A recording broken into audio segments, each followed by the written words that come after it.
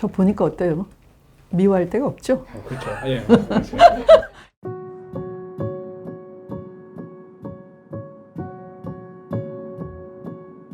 정치 검사죠. 또 뭐 노골적으로 별의 순간이 왔다라고 하면서 끌어당겼잖아요. 그렇죠, 그렇죠. 네. 정치를 위해서 미리 준비를 다 마친 정치 검사로서 하나의 그 기획 상품이다. 그 평가가 맞나요? 만약에 내가 키웠다면 내 말을 엄청 잘 들어야죠. 고마워하면서. 예, 예. 근데 안 그러잖아요. 내 부하도 아니다 그러고 대놓고 예, 예. 씩씩대고 막. 네. 그러니까 이것은 야당과 보수 언론이 키운 예. 괴물이죠. 아까 그런 기획 상품 예. 괴물이죠. 모르겠어요. 별의 순간을 본인은 만났다라고 하는데요. 예. 그 별이 글쎄 별이 아닐 것 같은데. 네. 현재의 지지율이 높다 하지만 한마디로 말씀드리면 윤두삼이가 될 것이다. 또 언론이 검증에 나서시고 예, 예. 다른 후보 들여다보듯이 깨알 검증을 시작하게 되면 예. 그러한 착시, 거품은 금방 빠져나갈 것이다 라고 봅니다. 반대로 거꾸로 얘기하면 윤석열 개인에 대해서는 어떤 평가를 갖고 있느냐. 그러니까 비호감청, 그러니까 절대적으로 윤석열은 아니다라는 그런 지지도도 지지율보다 훨씬 더 높죠. 좀 더 높죠. 예. 네. 사실은 뭐 계속 그 추동을 한 것이 있잖아요. 야당에서 일단은 현재의 정권을 흔들기만 하면 예. 그 반사적 효과를 자기들이 가져올 수 있다 이렇게 계산을 한 것이죠. 근데 그것도 판단 착오죠. 그 흔드는 주자로 하나의 도구로 아까 그 기획 상품을 만들어낸 거지만 예. 거기에는 뭐 언론의 가세도 있었던 거죠. 예. 네, 그래서 이 보수 언론이 가세를 해서 야당 권력과 함께 기획 상품을 만들어냈는데 막상 그것이 야당으로는 가지 못하고 그렇죠. 야당의 그늘이 돼버린 거죠. 야당을 그늘지게 만든 것이죠. 네. 현재로서는 우선 사람들이 가장 불만스러워하는 것이 예. 부동산 문제예요. 부동산은 하나의 그 생존 수단이기도 하고요. 예. 또 산업 활동을 해야 되는 것이고, 예. 근데 이 부동산 문제가 좌절감을 안겨주는 것이죠. 특히 코로나 시대로 자영업자나 뭐 이런 분들은 그동안 벌어놓은 것 다 써버렸잖아요. 다 탕진된 그런 상태에서 또 이 사태가 또 빨리 코로나가 빨리 종식되지 않고 지친 면도 있고 그런 가운데서 이 부동산 폭등이 안겨주는 그런 어떤 불평등, 심화된 이 불평등, 이 소득 격차 이런 것에 대한 불만이 지금 현재는 여론조사에서 반영이 됐다라고 이제 보는 것인데요. 예. 그러나 이제 우리가 이 촛불 들어서 만든 이 정권에 대해서는 기대치가 참 높죠. 맞습니다. 공정과 정의에 대한 기대치가 굉장히 높은 것이고, 그래서 그 기대치가 높은 만큼 또 하필이면 그런 코로나 사태를 직면을 해서 안타까운 점도 있는 것이고, 그러니까 이 정부가 문재인 정부가 이전 정부에 비해서 덜 공정하다 그 문제가 아니라 그만큼 기대치가 높아져서 오는 것이라는 거죠. 그래서 이 공정과 정의라는 게 단순히 정부의 태도, 입장이 아니라 결국 사회 각 분야에서 이 공정과 정의를 담보해낼 수 있는 제도를 제대로 만들어내는 것이고요. 그것은 이 공직자들도 솔선수범해야 되는 것이고, 또 국회가 입법을 통해서 공정과 정의를 실현할 수 있는 법을 구체적으로 만들어내야 될 책무가 있는 것이에요.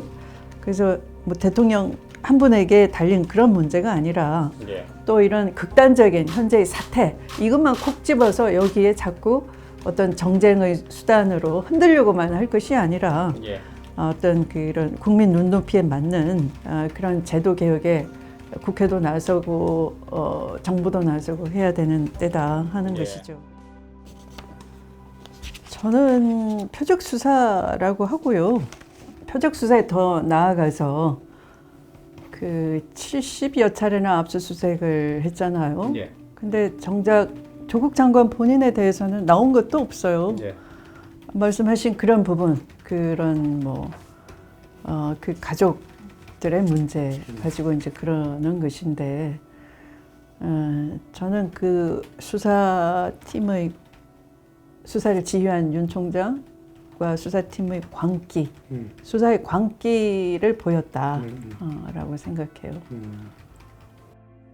이제 이재명 지사님은 그 상당히 뭐라고 할까요? 순발력도 갖추시고 예. 또 그 훌륭한 자질을 가지고 계시죠. 네, 여러 좋은 아이디어를 통해서 어떤 그 발빠른 그 대처 능력이라고 할까 이런 걸 경기도정을 통해서 잘 보이고 있다 생각을 하죠. 네. 단점도 있나요 혹시? 같은 당에서 단점 얘기하는 건 별로예요. 이제 현재는 그런 말씀을 이런 인터뷰를 통해서 뭐 편하게 드릴 수 있는 처지는 아니에요. 왜냐하면 바로 눈앞에 보궐선거가 다가와 있고, 그렇죠. 네, 또 이 선거가 또 쉽지 않은 싸움이잖아요. 맞습니다. 네, 그래서 온 신경을 거기에 집중해 드려야 되고, 그래서 제 개인 입장을 말씀드리는 건 적절하지 않지만, 예. 사실은 다들 불안하세요. 그 불로소득을 쫓아가는 것도 그렇고 또 이런 LH가 터지면서 나는 마치 세상에 뒤처지고 너무 그냥 경제에 소외돼 있는 듯한 그렇죠. 그런 서민들의 그 소외감, 박탈감, 상실감 이런 게 있을 거예요. 그래서 이 코로나가 끝난 이후에는 정말 우리 모두 다가 어떤 소외감 없이 이 하나의 대한민국이라는 공간 안에서 사회 구성원으로서 어떤 역할을 찾고 사회 기여도 하면서 개인의 보람도 찾는 그런 사회로 돌아가야 되는데, 앞으로 전개되는 세상 우리가 어떻게 하면은 현재의 적폐를 거두어내고 제대로 갈 수 있을까, 그런 것에 대해서 끊임없이 궁리하고 또 준비해 나가고 또 제 부족함이 없는지 점검하고 그렇게 노력을 나날이 하는 것이 중요한 것이지, 예. 지금은 뭐 감히 정치 야욕을 드러낸다거나 하지 않는 게 좋지 않을까 싶어요. 예. 그게 뭐 개인적이라기보다는 저 보니까 어때요? 미워할 데가 없죠? 그렇죠. 예. 개인적이라기보다는 그만큼 그러니까 어떻게 보면 좀 더 근본적이고 좀 철저하게 하려고 하기 때문에 아마 그런 얘기는 하더라고요. 검찰 개혁을 도맡은 장관으로서 이 정도까지 할 줄 알았는데 그게 그치질 않고 더 들어가더라. 예. 깜짝 놀랐다. 이런 얘기를 하더라고요. 누가 전해주더라고요. 예. 근데 사실은 개혁이라는 건 철저하지 않으면 예. 어떤 근본을 놓쳐버리면 하다 말면 도로 아니야만 못할 때가 있어요. 네. 그러니까 이게 상처가 덧나기만 하고 그게 그 고름이 더 커져버리는 거죠. 그래서 어설픈 그런 개혁이 아니고 또 그만큼 어려운 것이죠. 그래서 개혁의 주체로서 항상 애매모호하지 않고 분명하기 때문에 또 그 자리가 외롭고 그러잖아요. 맞습니다. 그러니까 누가 감히 이게 곁에 같이 있자라고 하질 못하는 경우도 많이 있어요. 그러다 보니까 이제 그만큼 그걸 미워하는 층도 생기는 거죠. 개혁에 저항하는 사람들도 생기는 거죠. 그래서 그건 어떤 부수적인 현상인 것이지 뭐 그게 뭐 이 근본적인 건 아니다. 예. 네. 사실은 일거수일투족이 다 뭐 왜곡되거나 과장되거나 뭐 할 수가 있는 예민한 때죠. 소설 쓰시네 하는 건 참 안타깝죠. 왜냐하면 이제 그 순간 이게 아까 말씀드린 것처럼 뭐 저한테 대한 온갖 비난, 모욕, 망신주기, 뭐 괴롭히기 뭐 이런 건 감내할 수가 있는데 가족 부분이나 또는 이제 저를 도와서 같이 개혁에 열심히 일을 하고 있는 어떤 법무부 관료들을 건드린다거나 장관으로서는 참 더 견디기가 어렵더라고요. 특히 그날 소설 쓰시네 하는 건 얼떨결에 이제 툭 나온 말인데 야당 의원이 터무니없이 이제 차관 임명은 장관이 제청하는 것도 아니에요. 대통령이 임명하시는 건데 그 차관을 이렇게 세워가지고 제 아들 봐주기를 해서 차관 자리를 꿰찼다는 식으로 모욕을 주는 거예요. 네, 그래서 너무 어처구니가 없고 또 제 아들을 봐줄 것도 없고 제 아들 수사를 만진 사람도 아니고 갖다 붙이는 거죠. 그러면 그런 국민 여론을 호도하고 망신을 주는 것에 대해서 제가 참을 수가 없어서 이제 소설 쓰시네 하는 건데 그건 참 유감스럽고요. 또 하나는 이제 우리 앞에 계신 분도 기자분들이지만 좀 오해를 풀어줬으면 하는 한 장면이 있어. 제가 제 집 앞에 이제 기자 한 분을 사진을 찍어서 SNS에 올렸는데 사실은 제가 그 앞에 몇 달을 제 집 앞 현관 앞에 이제 진을 치고 있었어요. 근데 이제 그날은 저는 이제 상황이 끝났다라고 생각을 하고 이제 편하게 있었는데 제가 사실 아침에 이렇게 따로 뭐 머리 만지고 화장할 시간이 없어요. 그래서 이제 차 안에서 이렇게 좀 찍어 바르고 뭐 롤 말고 이렇게 가는데 그러니까 차를 타기 전까지는 그냥 저도 거울을 못 본 채로 그냥 막 가방 들고 뛰어나가는 거죠. 근데 그 순간 막 카메라에 찍히면 마치 약간 무방비 상태로 이렇게 저의 그 프라이빗한 측면이 막 노출되는 거여서 제가 법무부에 들어서는 순간에 찍지 집에선 좀 찍지 말라라고 이제 협조 문자를 보냈는데 당연히 해당 언론사도 보내줬기 때문에 알고 있다고 생각했어요. 근데 왜 그런 하나의 협약이거든, 그게. 또 왜 그걸 깨지?